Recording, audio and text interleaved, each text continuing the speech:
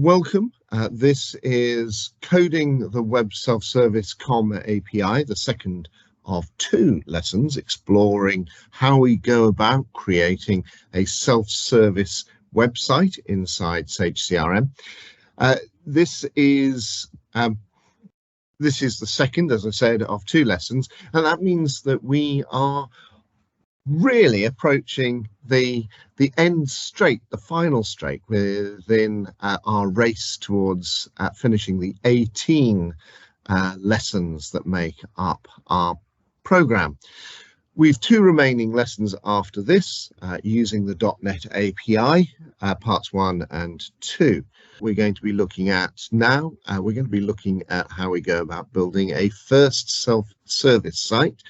We'll look at the practicalities of what that means in terms of anonymous and authenticated access. We'll look at the importance of VisitorInfo and how we go about building our own pages, and that will include building a list page, the idea of hyperlinking and drilling down to look at an item that's contained in the list.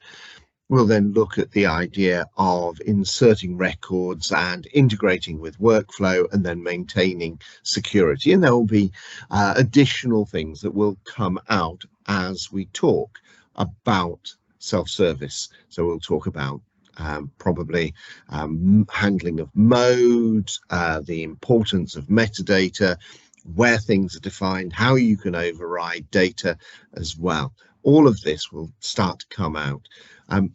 Now, if we are going to start learning about anything, very often the thing that I say is that we should use the materials that Sage CRM provides in terms of the demo data in order to teach particular techniques. It's the same, it's very true if we're looking at workflow, it's very true if we're looking at things like create scripts and validate scripts and other forms of customizations, like the wizard that is used to create ASP pages when we create a new custom entity.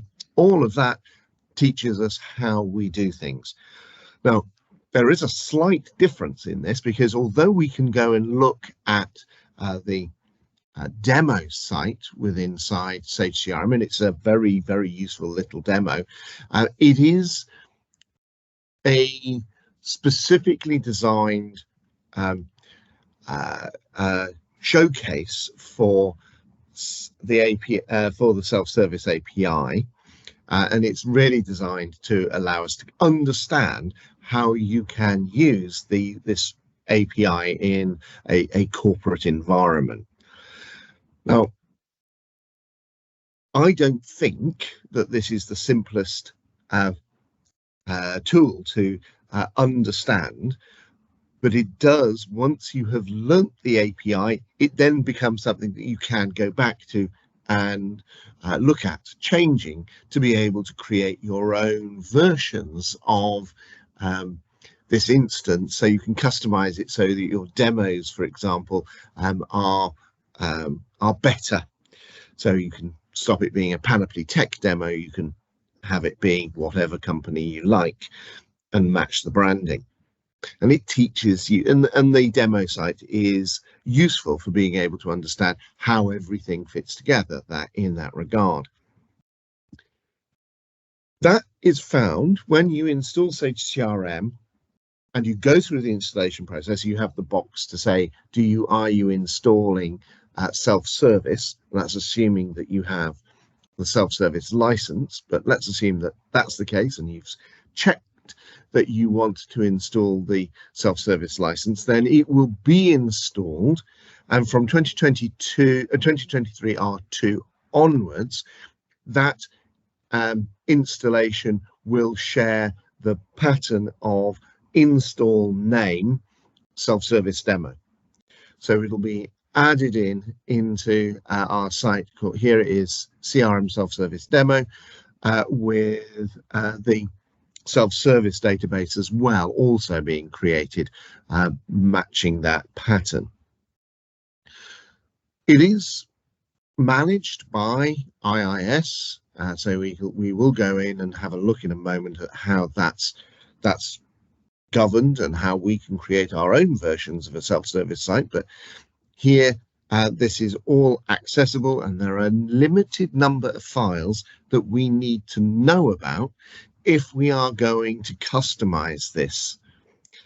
Our customization could start by looking at the first file, the index.asp page. So we are using, of course, a classic ASP pages to do this work. And the ASP pages include a lot of server-side script files into the file, and it works on the basis really of a switch that will determine what gets loaded in at any time. I'll explore a little bit more about that when we drill down into the next file. But first of all, self-service always has to be able to instantiate the self-service object that will then open up the COM API, the version of the COM API that we're dealing with. And you'll see here that the eware.ss.js file that is being installed includes this instantiation and creation of an object called the eware self-service object that then becomes the basis of our code. Now you'll see that in a classic ASP pages, what we do is we don't call it the eware object, we call it the CRM object, and you can see in here where our eware object is alias to being the CRM object, allowing us to do that. Now that means, because you can see that I'm using this in Visual Studio, that these pages are suddenly available to use all the snippet files that are contained within the SDK. So you can use, and once you've started to edit this, you can code the ASP pages in a similar manner to when we're coding using the main ASP pages that form part of the extension of the user interface, the main user interface. Now, as we go into this, we will see other aspects of the demo that we will need to change. And certainly if you want to change the visual appearance of a self-service site, then you will need to change the associated style sheet. By default, there is an eware SS. Wherever you see the SS here, it stands for self-service. So eware ss.css, and that's a version of the cascading style sheet that is focused on this demo. So it contains style information controlling the responsive design, the colors and the fonts used throughout the demo system. There are some blog articles up on the Sage Community Hub that discuss exactly this, how you go about changing the styles of the self-service demo. And we do need to change this if we are going to control exactly what our self-service demo looks like, if we want to reskin it for another purpose. So if here we want to change the icon sets that are used inside the burger menu or the drop-down menu, then you can see that by looking at all of the image files that are contained underneath the self-service demo websites. You can see the path here underneath program files, Sage CRM, CRM self-service demo, IMG, and then change them appropriately. It's not using themes, it's not using any of that, because that's to do with the main user interface. I have to keep on saying is that the self-service is simply an API, and we have a demo site that teaches you techniques, but it itself is not a product. It isn't a supported thing. It is there really as a teaching aid to be able to show the capabilities of the basic capabilities of self-service.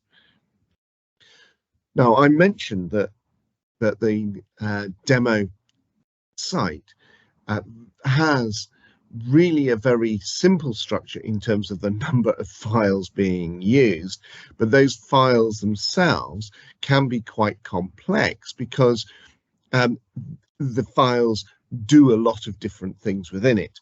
In the case of the index.asp page, it includes this getContent.js file, that is responsible for providing a switch to look at context and options that have resulted in the page being called to switch into different behaviors. So it will switch in to being a particular option for listing out things or for displaying a summary of information. So this file contains a switch statement which examines the parameters that passed into the index.asp page that will cause different sections to be executed and a different set of HTML to be generated and sent to the browser. So that might be because you're looking at the page to do a login, looking at a page to do a list, for example. Now, each section in turn references different functions which build the page. This is not the easiest thing to get to grips with, but it is what you can look at to explore how ultimately a self-service site can be created. If you're going to change this demo site to be able to have it do whatever you want it to do, to have it, to extend it, or to in fact create a different branded look and feel, then there are a number of things that you will need to want to do. So for example, within Side, as you can see here, this is the index.asp page again for the demo. You can see that there are different sections with different text, and you just need to look through and change the areas that you want if you're changing text on the screen. You can change what you need to, the logo, the colors, the styles, the images that are being used. These have all been done to change the general behavior of the page, but of course it's not changed the overall behavior of the site. To do that, to be able to completely change everything, would actually be easier to start again from scratch. And actually, to teach you the self-service demo, the self-service API, I find it easier to step away from the demo site and go right the way back and deal with a completely blank slate, to be able to go through some of the stages that we looked at right when we were looking at ASP pages right at the beginning, looking at the idea of how do we build a page. And so from now on, what I want to do is to think about that, absolutely building our very first self-service site from scratch. So we think about all of the issues that we need to, including how we would, what the impact of anonymous access is versus authentication. How do we go and create the necessary structures to be able to look at information securely, how to be able to drill down into information and prevent other people looking at information they shouldn't have, even though they're authenticated, and how do we make sure that we know how to insert records safely, and then riding from that the idea of the deletions, etc., that we might want to do. Now, I said now in last week's lesson and this week's lesson, Sage CRM self-service is using the COM ASP API. Only it's not quite the same version of the API that we're used to using either within Side things like table level scripts, create scripts, and ASP pages, because there are some very important things different between self-service and the main user interface API. The first thing is that we don't have sessions. We don't have this concept of somebody who is a user who is authenticated and is using a session ID as their identifier. So self-service might be COM-based.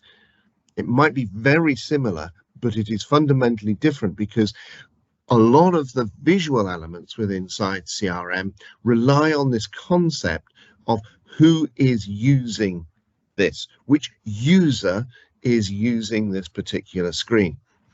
We don't have users, we have visitors, and so there is no user logon that can give us a session ID that other aspects of the CRM interface needs. So we can't use a lot of things inside the self-service API. We can't use buttons or get tabs or generations of URL automatically because they all rely on the session ID, and from that session ID, the concept of the security policies that flow from that. We can't write out pages in the same way. We can't assemble them using add content and the get page methods. We will use a very straightforward method for calling and generating the HTML that is then added into blocks or into a container, which is then executed to render out the HTML to our page. So how do we get going? How do we start to build our very first self-service site? Well, we cheat. We go ahead and we go to the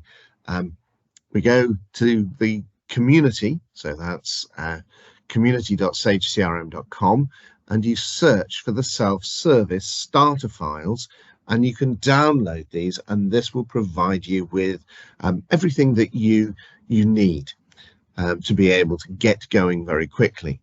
What I've done is I've downloaded those, I've unzipped them, and I've copied them into a folder, as you can see here, next to our CRM self-service demo. So my self-service starter files, you can see, are now here. It's in exactly the same place underneath C Drive, Program Files, Sage CRM. But I'm going to rename that, and so I've renamed that to CRM Training. Now that's a physical set of files. It's underneath that location, and if I want to be able to then access that, because it's not underneath the internet default path for my machine, I'm going to have to start thinking about building a website. Now, the files that contains, that folder contains, that we're looking at here, it has a default page, default.asp provides the outline structure for a page, and then there are other files that are contained in here, including the style sheet that we might want to change, and I thoroughly recommend you changing the style sheet. You'll see why in a moment, but the option is now to open up the Internet Manager, IIS Manager, to add a new application underneath the default website. To do this, as you can see, I've opened up INET,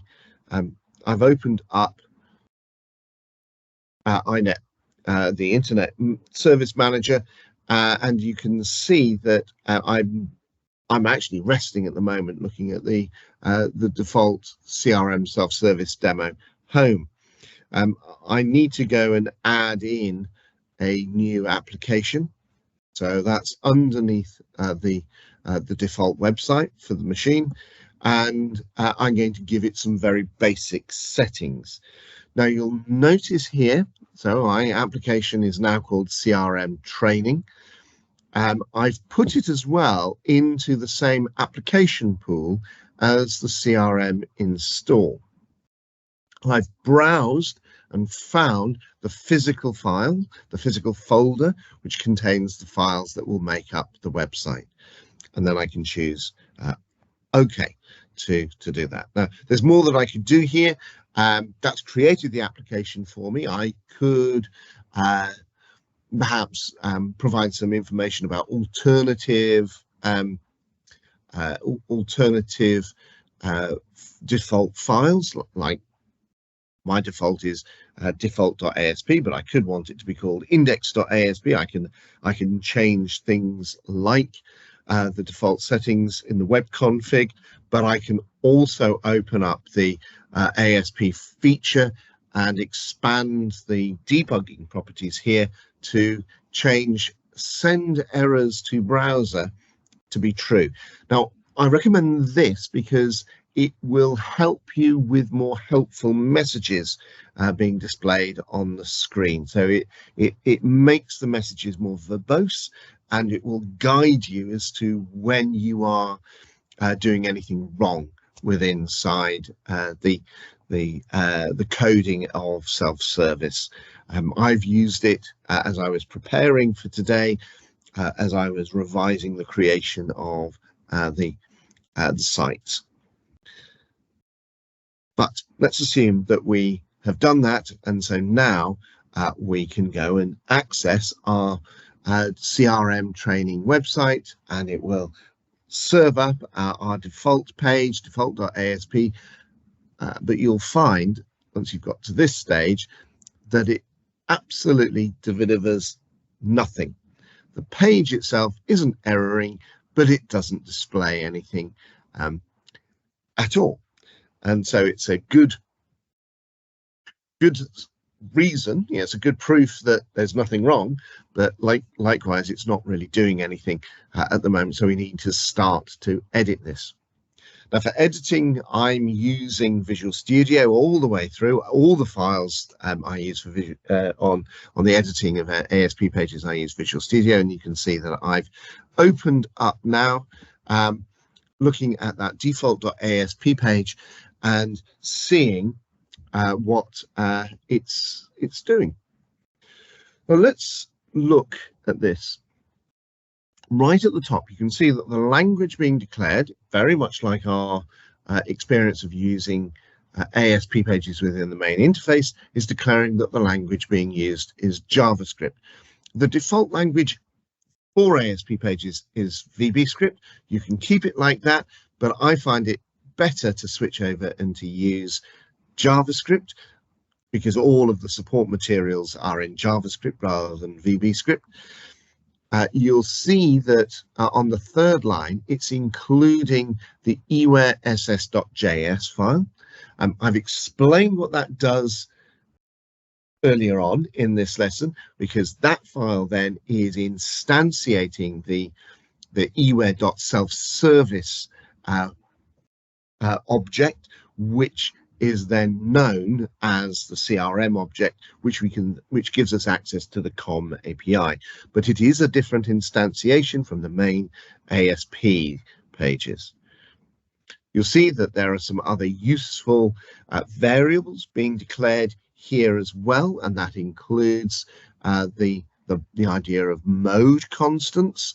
I've discussed mode in previous lessons as well, but we will see mode towards the end of this lesson as well. You'll see that it's writing out its structure, the header, the body, and you can imagine that at the bottom of the page that there is other information which closes off the page in a neat way as well. You'll notice how that there is an option for a main code, and that's where we could put in some codes straight away to allow us to do something. Now, because this page has got a COM object instantiated, it is the basic structure for anonymous access. We're not doing any checks at this stage to see whether the processing of the page should be allowed. Just the anywhere object is created. It's not doing anything, but it could be doing stuff, and it could do really quite powerful stuff. So, for example, we could use this really for immediate anonymous access. I could write and change this page so it's looking into the database and pulling information straight out without any security checks, without anything, just pulling up using metadata to provide the structure to the page, and then combining that metadata and the concept of the blocks to be able to find the information and display it on the screen. On the left, you can see that I am displaying a list of solutions, and on the right, you can see that I've got the code that sits behind that. Now, this is the code that all I've done now in this default.asp page is added 2 lines of code into this. My 2 lines of code are, one, to use the idea of get block and SS solutions grid. So we know from previous lessons that this is an idea of reading in, accessing metadata. The metadata knows that this list block or block is of type list block, and it knows that this list block is tied to a particular view or database table. So and it also has definitions of which columns should be returned, because that list has been defined in that way. And then I can choose execute, and it will render that as HTML, which is then returned with the response.write to the browser. So 2 lines of code is suddenly allowing access throughout the database. Here's the metadata definition for that field, for that screen, or list, I should say. So we're looking here at SS Solutions Grid. When you've installed with the metadata and with self-service, you've got all these different metadata structures which are defined out of the box so you can support the demo. SS Solutions Grid is provided for you. And you've also got SS case entry, etc., and SS case grid, which we will see. So a lot of the entities have got supporting SS prefixed screen objects, which you can then use. Our page looks like this. So if I have just accessed it, those 2 lines produce this for me. It raises the question, how do we guard access to data? This is anonymous access. We're going straight in and we are simply saying, I go to a page, the page looks into the database, uses metadata as well to format it, and then displays it. That's probably not how you will want to use self-service, because you will need to think about, how do I protect the data? Anonymous access, as we just saw in last week's lesson, is important because you want to be able to capture leads, for example, as inquiries and write them into the system, but you may not want a free-for-all in all access to the system.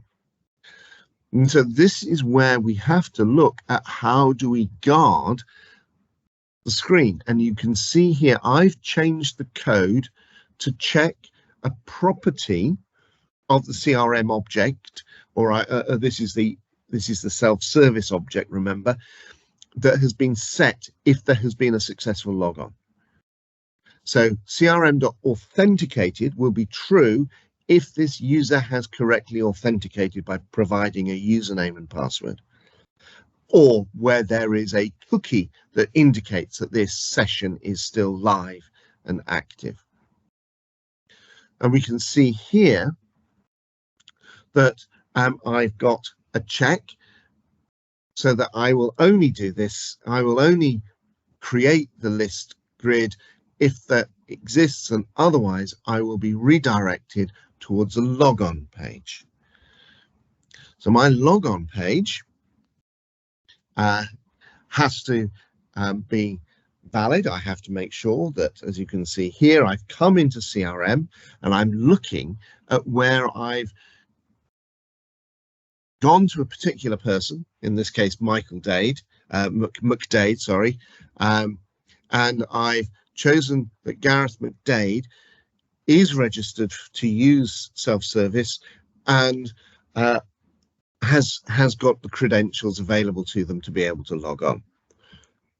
So I now need to create a logon page to allow Gareth McDade to log on and be able to access the information that they want to see. The logon page is not hard.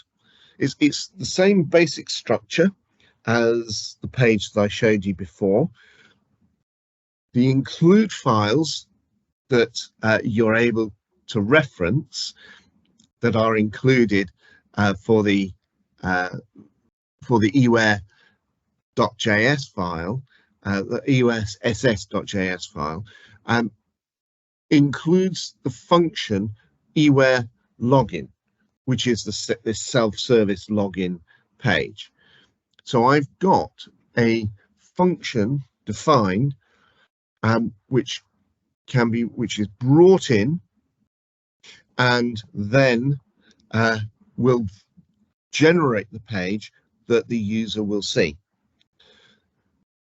This looks like this, so you can see that it's also got and the include file contains the fields. It also contains the your ability to decide whether or not you want the remember me feature included here, but you can see this is where Gareth McDade would provide their credentials to say to log in to be able to access Sage CRM.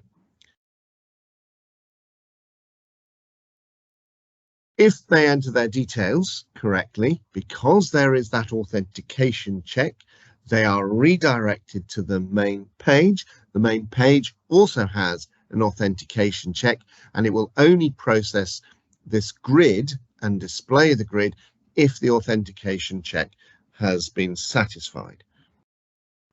So all good. This is how this works.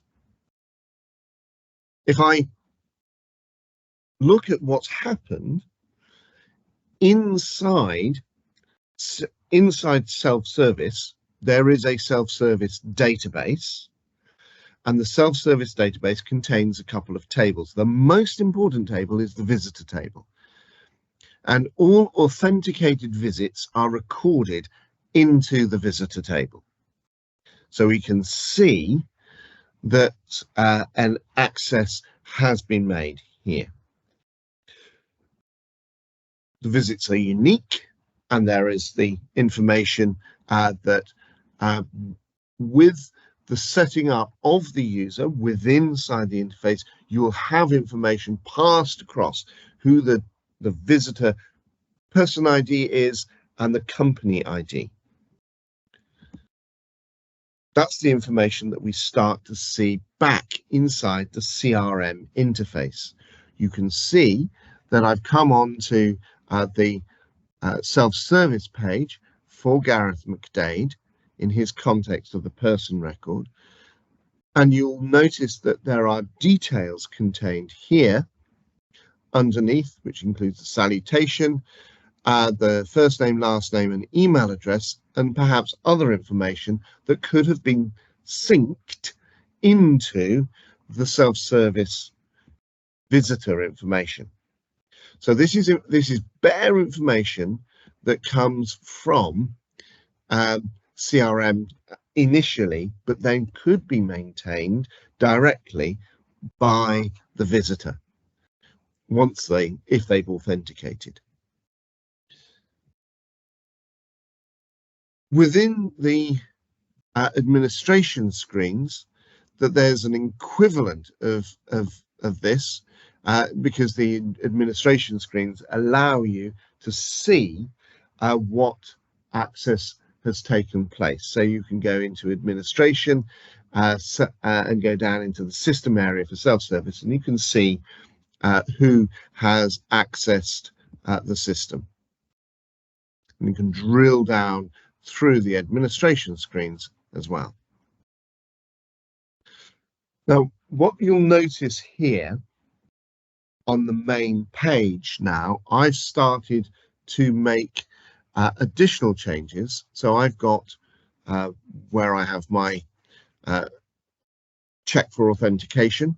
You'll see that I've got reference to a new method called VisitorInfo. If you notice, it's a little bit like find record, whereas VisitorInfo is looking at the information that's come in and is reading directly from this visitor table to retrieve for the current visitor session or visitor, session will have to do for the right word, but it's not the concept of the main user interface session. But here you can see for the visitor, we're able to read and get a hold of the information that we need, like the person ID. If we've got the person ID from the visitor information, we can then look to the main CRM tables. As you can see here, I'm doing a CRM.find record to go off and find the information that is in the main system. Now, that will go off into the CRM database, whereas VisitorInfo is looking inside the CRM, is inside the self-service demo. I can then use that visitor, any of the information that's held inside the visitor table, to allow me to construct messages onto the screen or otherwise control the behavior of the blocks that I'm using and the data and the parameters that are being passed to those blocks in order to generate the HTML that will then be served back into the visitor's screen.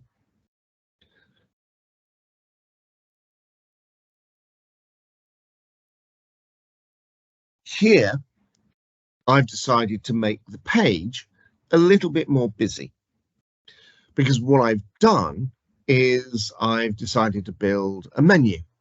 And I've got information here about on the main page, the logout page, the idea of adding a page, as well as you can see that I am assembling my assembling the visitor information and creating a block that I want to be able to include that message into the screen as well. So I'm using the concept, I'm starting to use the concept of a container to allow me to organize the screen. So I've got a bit of HTML that will be my simple menu. I've got a block that will be whatever I want to write out onto the screen, which may include derived information from the visitor experience, or whether I then want to reach into CRM in order to do a classic read of a screen object plus data. So all of that is combined within a container. That container has an execute method which generates the full HTML for the entire page, which is then written out with a response.write.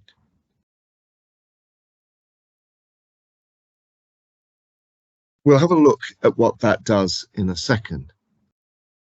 But anything that we're creating, we need to be able to think about, well, how do I get out of this? How do I end the experience? How do I destroy this? And this is the idea of the destruction of the session as well. So you can see that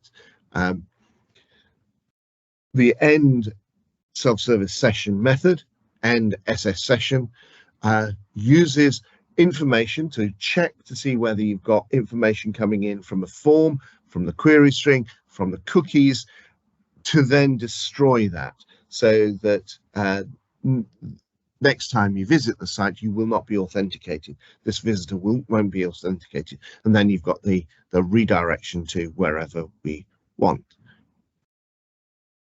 If we look at that in practice, that's what I'm doing here, with the idea that my authentication, if I call a logout page, I will destroy the session and redirect back to the logon page. We started to use a variety of methods and properties which are distinct to self-service. If we explore this idea a little bit further, there are some objects that we can use very happily inside the self-service environment. We can basically look at any data within the system. So our scope of reference is very wide. We can use the find record and the create query object methods to be able to search anywhere. There's limited point to using the create query object rather than the find record, because find record in the main user interface is something that is constrained by the security profiles for the user that is referenced during the execution of an ASP page within the user interface, whereas query object sidesteps that. But of the two, find record is a easier object, easier method to use. The advantage that create query may provide is that it allows you to build your own and generate your own queries, which are then sent in. So you can actually create on the fly code to generate a query that you would send in, whereas with find record you have to have a pre-existing view or a pre-existing table that you're accessing. Now our ability that means that you can go anywhere within self-service, and you can even start to interact with things like the structures of reports or the structures of groups as well. So as people within there, as they do things, as a visitor does things within your self-service site, you could be adding them into a target list or a group, which is the official name of the structure. So you can do really quite clever things with this. And there are some visual elements that you can use, of course. So you can use all of the visual lists and screens, but there are some things that you really, they don't make any sense to try and use within self-service, because they just don't have that.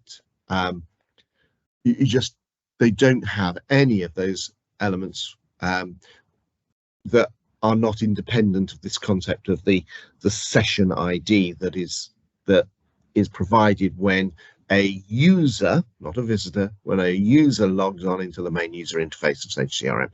So there are things like get page, add content, the ability to write out structured URLs. These are all not possible to be used, and of course there is stuff that is internal to Sage CRM which can't be accessed as well, because they're really presuming that you're using things like table level scripts, etc.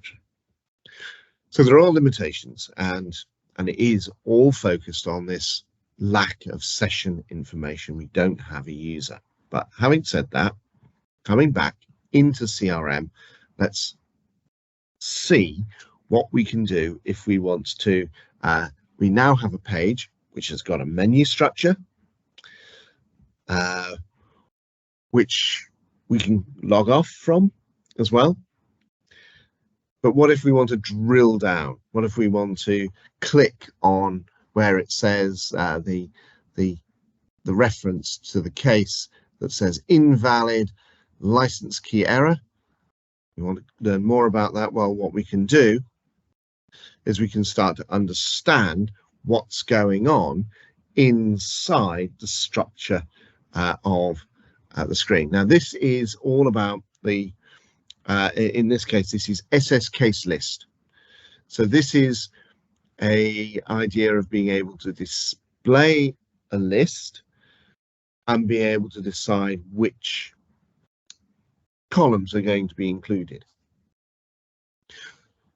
SS case list is one of the example screens that are included within the demo metadata, and you'll be able to see that this list has got a custom jump that is defined, and you can see that it goes to custom details, and it's got case_case ID as the custom ID field, which would be passed across.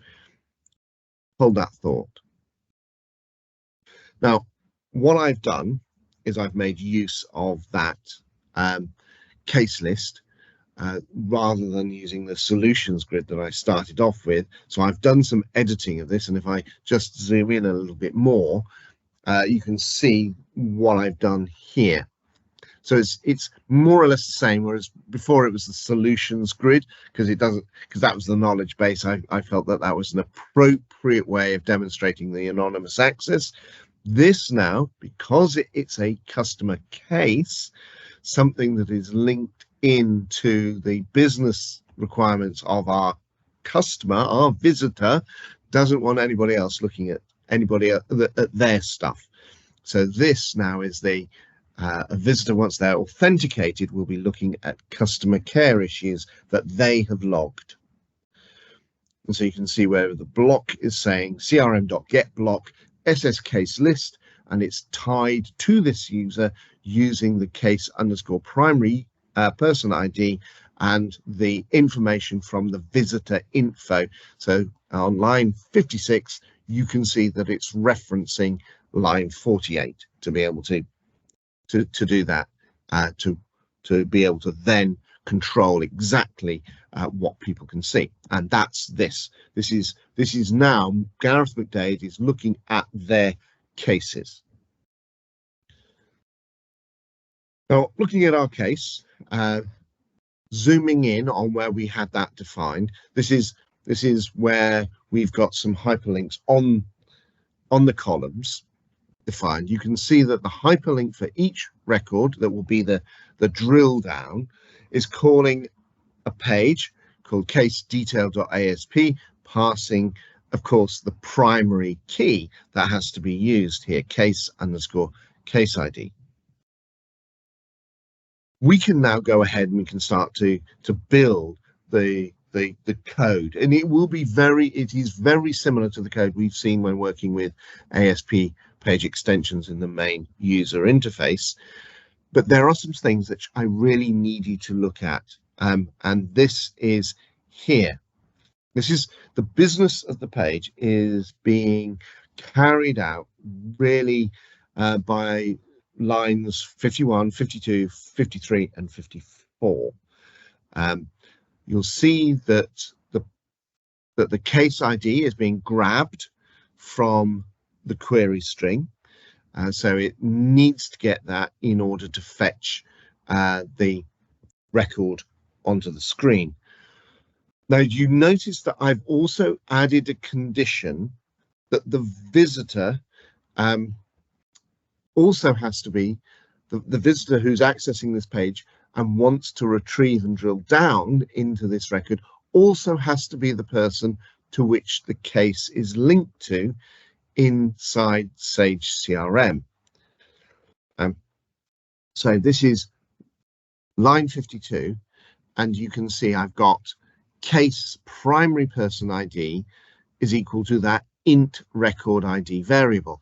That int record ID variable is coming from the visitor info. Combining both you are the visitor and this is a case that you want to see is essential. The reason it's essential, and you have to do this type of guard, is because authentication is just a gateway. It isn't a continuous monitoring of rights. So if you didn't have that double check to say that the visitor is somebody who should be accessing this page, they could, without that last predicate, without that last clause, they could be just changing in the URL the value of the case that they want to see, and allowing themselves to drill down and look at other people's cases and other people's records, because there isn't a validation of who this person is. You need to both validate, so it's a gateway in, and then continually check to see what this visitor is allowed to see.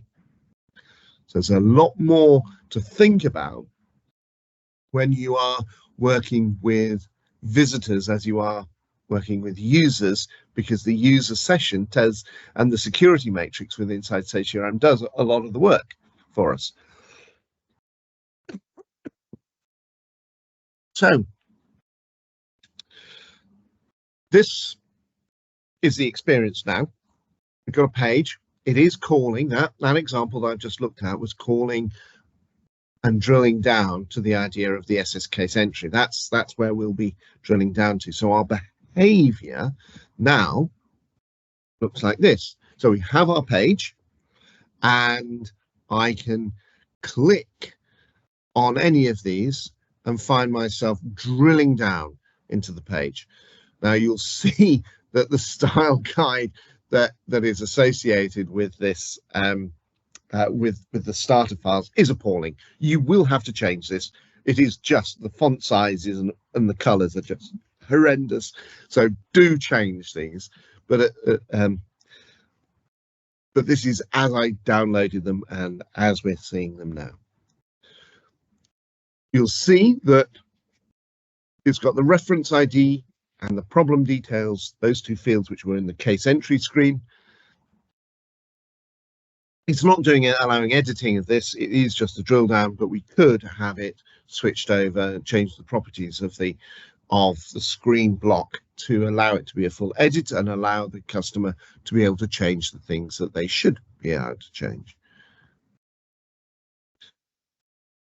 But if we go back to our main page and now think about what next we want to look at, this might be where we want to be able to insert a new case into the system. So this is where we're starting to think about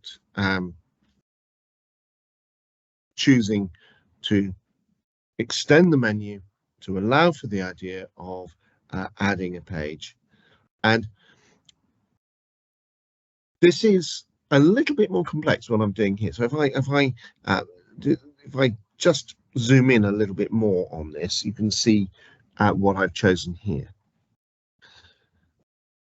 We're creating a record that will be added to the screen. So you can see the two lines where it's got line 50 says var my record equals crm.create record.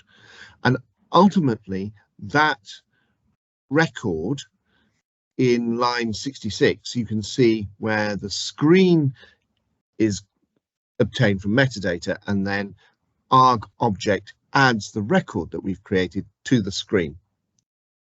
But I'm doing more than simply saying the screen is going to look after all the creation of the records. You can see that what I'm doing is I'm choosing to add all of the information that the visitor doesn't need to know about, but is important that gets written into CRM. So you can see here that we are setting using visitor information to set the foreign key references for this case. So it's linked correctly to a person, correctly to a company.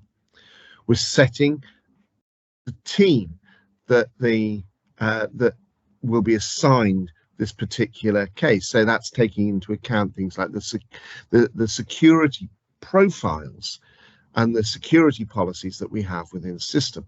We've added in here the web. We've provided a very as the source for the information as opposed to telephone or the main user interface. The case description is marked as self-service. I could have added that into the screen, but I've chosen to automatically indicate that this is a self-service issue, and the case status and the case stage and severity are also filled in. But more importantly, you notice how I've got set workflow info being used here on line 68, or sorry, line 60. So I am now automatically associating this case with a workflow. And because I'm associating with a workflow, I could do other things. We could have triggering of escalation behavior inside CRM. We could also be triggering table level scripts and creating a cascade through the system, whatever we wanted. So self-service is very powerful in being able to allow us to make these changes. So our screen is basically create a record, set some properties for that record, including workflow, add the record to the screen, and then send it out. Now, there are two other things to look at here. Lines 62 and 63, and then right at the bottom, lines 72 and 73. These are mode checks. So what it's saying is that as you click the add case button in the main user interface or the hyperlink, have that switch the page automatically into edit mode so people can fill that page in, and as soon as they hit the save button, redirect the page back to the default page, the main page that lists out the cases. So this is what this would look like. So we can see that we are looking at our case here. I've chosen to add the case. I can put this in as an urgent case. I can hit the save button now, and you can see that it's returned to the main page and it's listing that out. So it's listing it out as a newly created record, and what's more important, or just as equally important, users inside the main CRM interface will see this record listed here in the context of Gareth McDade and Eurolandia. You can see there that new record that has been created. If we drill down into it, this is proving this as well. We can see that it is showing this inside the context of Eurolandia and Gareth McDade. Okay. Now, as we come to the end of this lesson, there is more that we could be talking about. There is far more we could be talking about. But some general observations about getting started with self-service is have dedicated screen objects, lists, and screens for self-service. Don't try and reuse objects that already are used within the main user interface. So don't try and use company box short or person box long or any of these structures which are already there. Create your own SS versions, name them so they are clearly identifiable. So you're in control of what you're doing. You're in control of what fields and the field properties are for the self-service implementation. And there is no possibility of later on making an absent-minded change that somehow harms either of the main user interface elements or the self-service area. Keep anything to do with screens and lists very simple. You can always, and there is methods, so you can see in blog articles how you can add hyperlink behavior to lists that are defined within a block. So you don't have to have hyperlinks in the metadata. You can add them within your code later on. Avoid using search select advanced fields. Again, on the community, you'll see discussions about the problems associated with search select advanced fields because they're covered by style guides. They make references to images and things which you may not have, and they also assume, because of the way in which they have a lookup behavior, they also assume that you're a user using them. So don't use the search select advanced fields, which generally speaking, they're there to provide the foreign key references.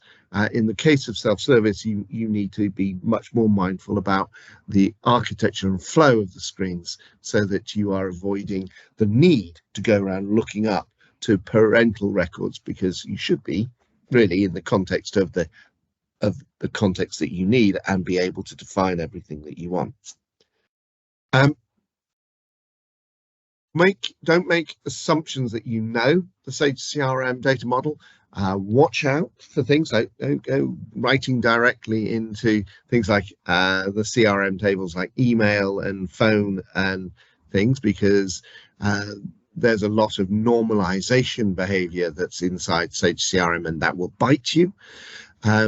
You need to be very circumspect about how you directly write into it, but keep the information synced between that you need between the visitor table and the person table, for example, but don't go directly writing into areas where there is normalization behavior. And again, I would refer you please to the documentation and to the Sage community, Sage CRM community, to be able to look at where there may be gotchas associated with normalization behavior. Okay, and another last tip, which is avoid compound screens. That's where you're trying to do two things at the same time, dealing perhaps with editing aspects of the company and the person together, or you're trying to do a both edit a case and a communication at the same time. That again, keep things very, very simple. Now we've run out of time, I'm afraid, folks. So this is just a reminder about where we are within the cycle of training. We've finished now the 2 lessons that we're looking at the Web Self-Service API. I hope this has been useful. The next 2 lessons will be on the .NET API. Thank you very much, everyone, for coming along. Let's see if you've got any questions. Thank you and goodbye.